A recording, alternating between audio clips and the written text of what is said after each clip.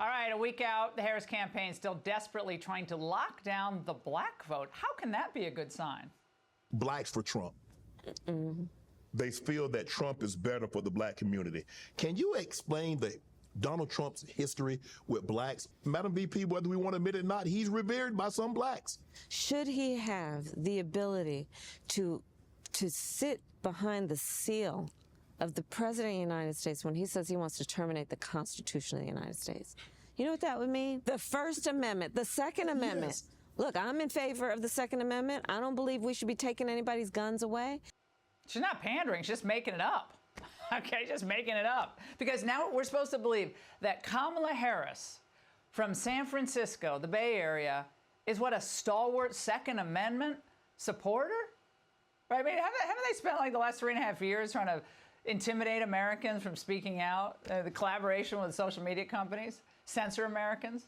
My goodness, these people are out of gas. Joining me now, Horace Cooper, Project 21 chair. Horace, now she keeps doing these interviews. They're not working. But what else can she do? She can't hide. That didn't work either. So they have to put her out, but then she says dopey things like that. In the movie As Good as It Gets, Jack Nicholson said, "Go sell crazy somewhere else." Her biggest problem, as I see it, is that she doesn't think that black men are people too. Now, they on the left have claimed that if you don't stand up for minorities, and particularly don't stand up for blacks, you're the biggest racist out there, and yet they continue to infantilize black men and believe that they have the ability to dictate what the priorities ought to be for black Americans or white Americans, but especially for black men, and it's just not working. Well, to your point, she had another message, Horace, to black voters. Check it out.